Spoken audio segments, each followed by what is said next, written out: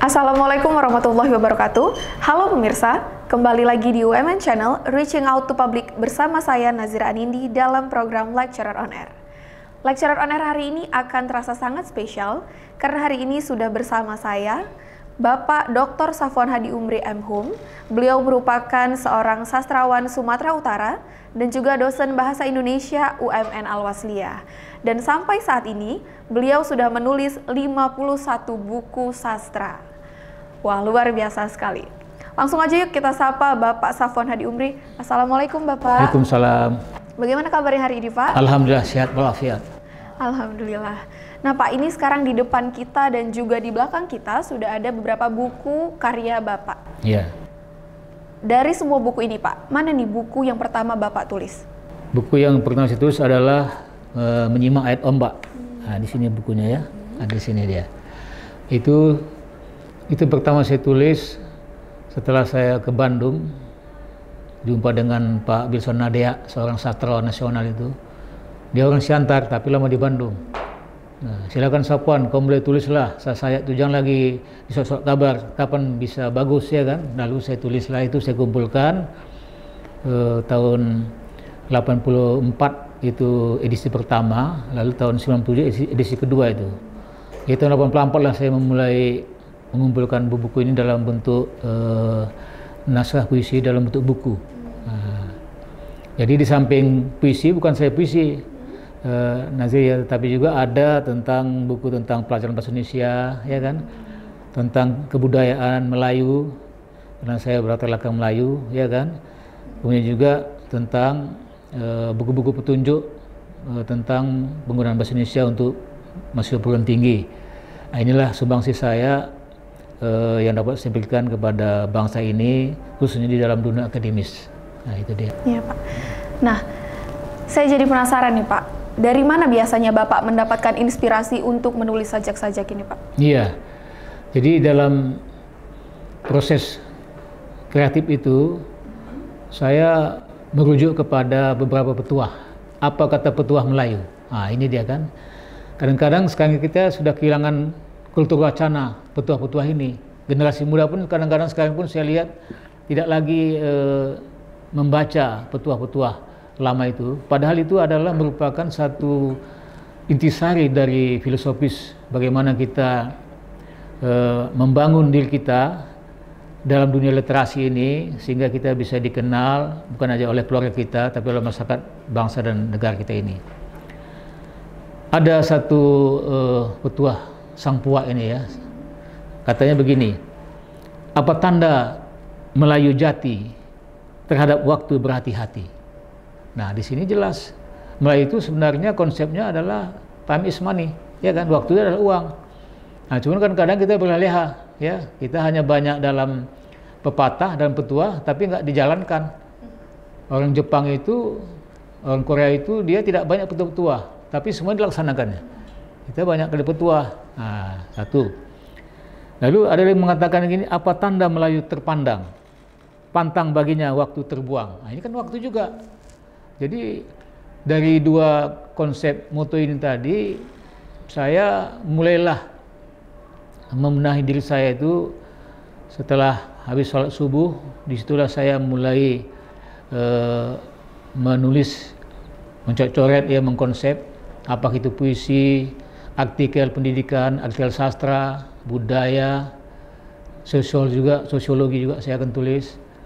Kenapa? Karena pada saat habis subuh itulah semuanya inspirasi dicurahkan oleh Yang Maha Kuasa itu kepada kita.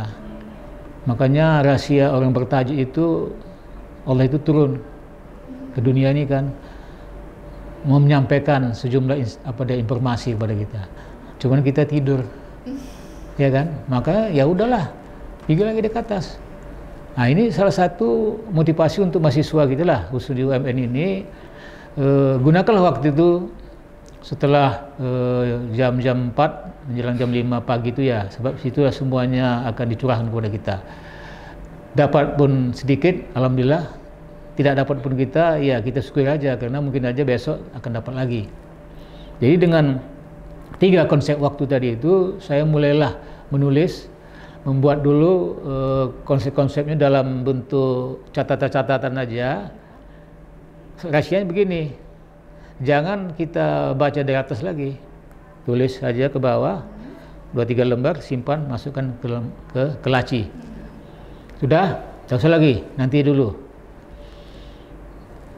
Besok paginya pada waktu yang sama juga, ya kan, kembali kita buka lagi, lalu kita mulai mengeditnya. Mana yang lebih dulu kita dulukan, mana yang belakangan, mana yang penutupnya, endingnya. Sekarang ini dengan adanya penemuan teknologi kita komputer ini, ya saya terbantu juga lah. Meskipun saya dengan usia yang sudah menjelang 70 ini juga, saya belajar kembali berteknologi. Ya kadang-kadang kan begitu kan, kita buka dalam laptop itu, mana yang duluan kita dulukan, mana yang belakang kita belakangkan. Dia tinggal tarik saja. Dulu enggak, main coret sana, coret sini kan. Kadang-kadang main gunting dulu, main gunting, pakai gunting tuh, ini baru serak nih. Nah, sekarang ini sudah mudah. Nah, jadi setelah kita edit, tahulah kita di mana ada pendahuluannya, di mana isinya, di mana penutupnya. Begitu juga di dalam puisi. Puisi itu sebenarnya puncak klimaks itu pada bait terakhir itu sebenarnya. Jadi seperti apa juga? Seperti pantun. Karena bagaimanapun roh dari puisi modern itu adalah pantun kita. Apa itu pantun? Kita menggambarkan, melukiskan dulu latar belakang, ya kan? Baru isinya kita sampaikan pada bait terakhir. Macam pantun juga, misalnya begini katanya, apa tanda pohon penyengat? Ia bersarang di ujung dahan. Apa tanda orang pengingat? Bijak meramal masa depan. Nah, jadi para petua sang puak dulu itu menyampaikan pesan kepada anaknya, cucunya itu untuk menandai dulu bagaimana tabiat-tabiat alam kita ini. Karena dulu kan kita sering berada di dalam lingkungan hutan-hutan tropis. Ketika itu banyak binatang penyengat, tabuan ya. Apakah misalnya walang sangit atau kampret segala macam itu kita harus tahu. Makanya orang dulu itu juga sampaikannya penanda-penanda itu. Apa tanda pohon penyengat? Dia bersarang di ujung dahan. Jadi sering dia bersarang di ujung dahan, bukan di batang itu dia. Jadi kalau kita manjat pohon, kalau ada di ujung dahan itu hati-hati kita, ya kan? Jangan kita sentuh dia. Kita mungkin cari tempat lain lagi. Jadi di sini adalah suatu kewaspadaan nasional juga disampaikan oleh kaum nenek moyang kita dulu. Baru yang kedua masuk, apa tanda orang pengingat? Bijak meramal masa depan. Apa itu pengingat? Mengingat tentang masa depan kita. Jadi ada suatu program kita, misalnya macam mahasiswa lah kan ya, ada yang dari tingkat 1, tingkat 2, tingkat 3, masuk lagi dia selesaikan S1-nya kan, mungkin ada programnya mau S2 dia, mungkin dia mau bekerja, jadi ada program dia. Jadi orang yang bijak meramal masa depan itu adalah orang yang mampu merumuskan programnya dalam hidupnya ini. Nah, itulah yang saya kutip dari pepatah Melayu ini. Sehingga dengan begitu kita tuntaskan apa yang kita buat itu. Lalu saya teruskan lagi, apa tanda Melayu jati katanya, bekerja dengan sepenuh hati. Nah, jadi setengah, kadang-kadang kita setengah-setengah kita ini, ya kan, setengah matang, setengah tak matang, ya kan. Tak usah lah. Jadi macam kalau main badminton, kalau setengah smash dia, di smash kawan muka kita tuh, ya kan, jangan sempat setengah-setengah lah. Nah, itu hati-hati kita tuh. Apa tanda Melayu jati? Bekerja tidak menanti-nanti. Nah, jadi nggak pernah nanti lagi, tunggu menunggu nggak bisa itu. Apa yang kita buat kerjaan sekarang ini, ya kan? Nah, itu dia. Terakhir, apa tanda Melayu jati? Masa depan ia pikiri. Nah, dipikirkanlah masa depan. Ini kan ke masa depan semua ini. Jadi kita mengharap sekali kepada generasi muda sekarang ini, kita jangan lagi menoleh ke belakang, tapi ke depan. Depan itu banyak sudah tantangan. Kalau ke belakang nanti kita membuat kita itu nostalgianya menjadi kita menimbulkan kesedihan. Ini kan terbuang percuma masa lalu kita itu. Sekarang ke depan aja kita. Maka ditutuplah dengan apa tanda Melayu bermarwah, matinya meninggalkan pusaka, hidupnya berbuat jasa. Nah, ini dia Ananda. Jadi konsep tadi itu, mati meninggalkan pusaka. Apa itu pusaka? Inilah buku-buku yang telah saya tuliskan ini. Dan hidup berbuat jasa. Apa jasanya? Ya untuk informasi, bahkan ada suatu inspirasi bagi pembaca, mungkin ada inisiatif bagi pembaca untuk menurut apa yang saya lakukan ini, dan juga bisa menambah pengetahuan dia di dalam bernegara, berbangsa, dan bermasyarakat ini. Nah, itu dia apa, Nanda ya? Iya Pak. Nah, seperti Pak yang Bapak bilang tadi, bahwa hari ini banyak generasi muda yang mulai meninggalkan sastra gitu Pak. Iya. Boleh Pak dibagi ke kita bagaimana caranya untuk menuangkan ide-ide yang ada di dalam kepala kita ini untuk menjadi sajak-sajak Pak? Iya, bagus sekali pertanyaan ini. Inilah dia yang memancing saya itu. Jadi ada satu pemerhati sastra kita di tanah air ini yang bernama Taufiq Ismail. Dia seorang tokoh angkatan pelanam dalam sastra kita. Anda pun mesti tahu itu ya. Dia mengatakan generasi muda sekarang itu adalah lumpuh menulis, rabun membaca katanya. Ya, hebat juga ini. Lumpuh menulis, rabun membaca. Artinya tradisi menulis kita itu masih rendah. Bahkan termasuk juga lah, bukan rahasia umum, di tingkat-tingkat mahasiswa kalau sudah menulis katanya dia, sudah mulailah mengadakan suatu transaksi, minta bantu, ya kan? Kenapa? Waktu nggak ada lagi, ya, sibuk-sibuk kan menentu. Padahal kalau bisa menulis, dia sendiri bisa menulis. Tapi itu tadi waktu tadi nggak digunakan. Kemudian rabun membaca. Apa maksudnya rabun membaca ini? Kata Taufiq Ismail, generasi kita itu pernah seorang guru SMA di Padang dulu, ada nih penelitian ini, mengadakan suatu kewajiban setiap semester nanti seorang siswa kelas 3 itu harus membaca buku. Novelnya katakanlah, silakan saja mau dari apa para sastra kita di Indonesia ini kan Enadini, apakah dari siapa namanya itu, Elie Rose dan seterusnya. Tetapi apa terjadi? Akan didenda siapa yang nggak baca buku. Tahu ceritanya? Begitu selesai semester, masing-masing semuanya antri membayar denda. Nggak mau dia membaca, dia membayar denda membaca deh. Jadi ini membuktikan bahwasanya generasi kita ini secara relatif ya lumpuh menulis, rabun membaca. Itu istilah tadi. Ya tapi Pak, kita membaca tiap hari ya, membaca apa?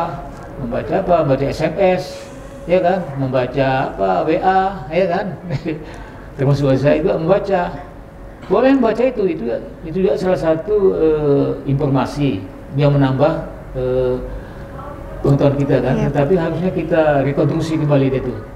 Apa yang telah kita baca itu kita jadikan satu topik, lalu kita jabarkan di dalam bentuk beberapa penjelasan hingga ini menjadi satu tulisan di kertas. Nah, kalau ini banyak kita kumpulkan, seperti saya kan hampir tiap minggu itu menulis di Kawan Waspada dulu ya. Kita Buana Jakarta, di Harian Analisa, Bimbang Umum seterusnya. Itu semuanya saya simpan itu, klip-klip surat kabar itu. Begitu sudah sampai 2-3 tahun, lalu saya scan kembali tulisan saya itu, lalu saya edit. Jadi sebuah buku dia. Nah, jadi bukan sebentar aja buat buku itu. Itu hasil dari sejumlah penggulatan saya dengan apa yang telah saya tulis itu. Jadi buku-bukunya semua berkembang ini bukan hanya ditulis satu malam terjadi, enggak. Ada dari clipping surat kabar, ada dari buku-buku, ada dari makalah saya yang saya sampaikan di Malaysia, di Brunei Darussalam saya pernah diundang tahun 2015 itu, di Thailand Selatan. Jadi makalah itu saya kumpulkan sekian tahun, lalu saya buat periodenya, maka jadi berbuku dia, ya kan? Tentang buku bahasa Indonesia juga begitu. Setiap saya membuat pokok-pokok bahasan materi untuk mahasiswa kita kan, apakah di STIKP, di UISU, IAIN, apakah di UMN khususnya sebagai tempat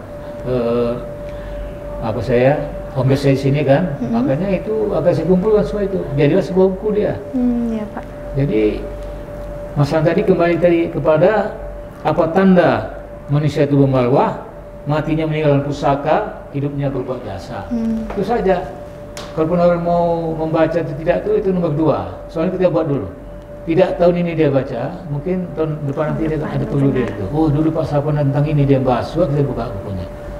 Makanya saya hampir tiap tahun di UMN ini mempersembahkan buku, lalu saya simpanlah di pustakaan kita ini supaya bisa dibaca oleh generasi mahasiswa kita. baik dari berbagai tingkat ya maupun berbagai angkatan. Itu dia, Ananda ya. Iya Pak. Nah, jadi jangan sampai kita generasi muda menjadi generasi yang lumpuh menulis dan rabun membaca. Terima kasih Pak untuk bincang-bincang kita pada hari ini. Baik. Nah, sebelum kita tutup Lecturer on Air hari ini, Bapak Safwan Hadi Umri akan membacakan sebuah puisi untuk kita semua. Boleh Pak? Ya, dibacakan boleh, puisinya? Berdiri nggak boleh? Berdiri boleh Pak. Baik, saya akan membacakan sebuah puisi saya yang saya tulis ini pada tahun 83, tepatnya di Perbaungan, 9 Juli 83, karena saya kelahiran Perbaungan Selam Dagai. Seorang yang duduk di sujud sahur, menjatuhkan tasbih dan air mata salih, dan jendela menyerahkan salam para malaikat yang melayat antara pena dan dawat, tapi nasib tak pernah tercatat.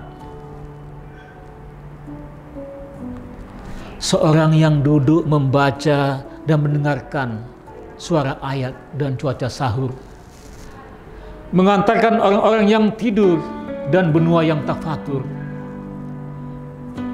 Ruh pun terbaca di langit luka, menitis tipis pada atap yang tiris. Pahala tumbuh bagai pohonan tumbuh, tapi nasib tak pernah tumbuh dalam jiwa yang lumpuh. Meskipun sepasang cuaca senja hari dan subuh selalu menegurmu,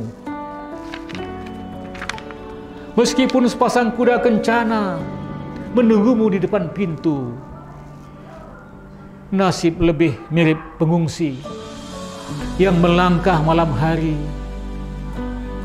kadang-kadang menyesali sambil bermimpi, kadang menemukan dan mencari. Kadang pada suatu saat maut begitu sederhana memanggilnya. Sekumpulan malaikat terbang menuju surga, menyiramkan sapaan untuknya. Ya, makasih. Itu yang pertama. Yang kedua, terakhir. Selamat pagi Indonesiaku. Selamat pagi Khatulistiwa. Engkau yang begitu setia memayungi tanah airmu. Matahari di langit Khatulistiwa, bulan di langit Khatulistiwa, menyinari bumi dan bentangan Nusantara. Pada dinding biru ini terekam beraneka rumpun suku dan marga, beragam keyakinan dan agama, tapi satu pada tujuan kebangsaan Indonesia. Yang kukuh, yang tegak di persada Ibunda Pertiwi, yang arif dan bijak bestari. Selamat pagi Indonesiaku. Engkau yang begitu sabar melihat amarah, mendengar serapah, di jalan-jalan kota orang berbaris, di depan kantor dan gedung dewan, orang-orang berteriak histeris, di lorong-lorong kaki lima, orang-orang menangis entah untuk siapa. Di sungai-sungai air mata yang melimpah ke jalan-jalan protokol, orang-orang bersedih, orang-orang mudah tergores dan luka. Tapi untuk siapa? Tapi engkau begitu tabah mendengar mereka. Tapi engkau Indonesiaku begitu sabar mendengar tawakal. Selamat pagi Indonesiaku. Kita pisah di sini, tapi jangan tinggalkan daku.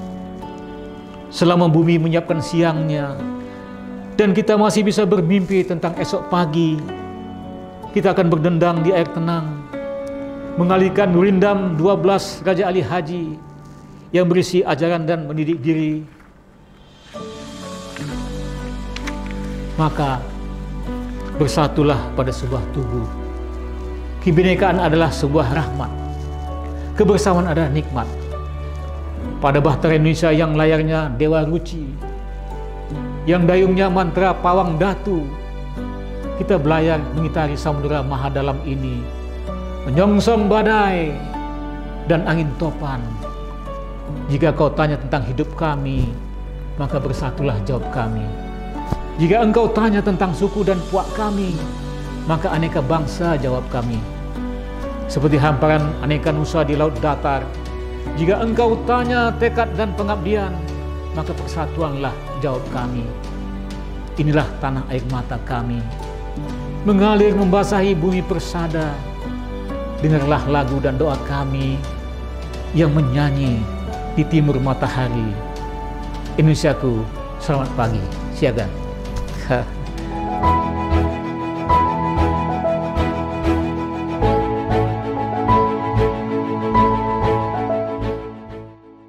Sulit ditemukan sekarang ini. Ini saya kutip dari mulai tahun abad 19 ini sampai 2019, itu satu abad.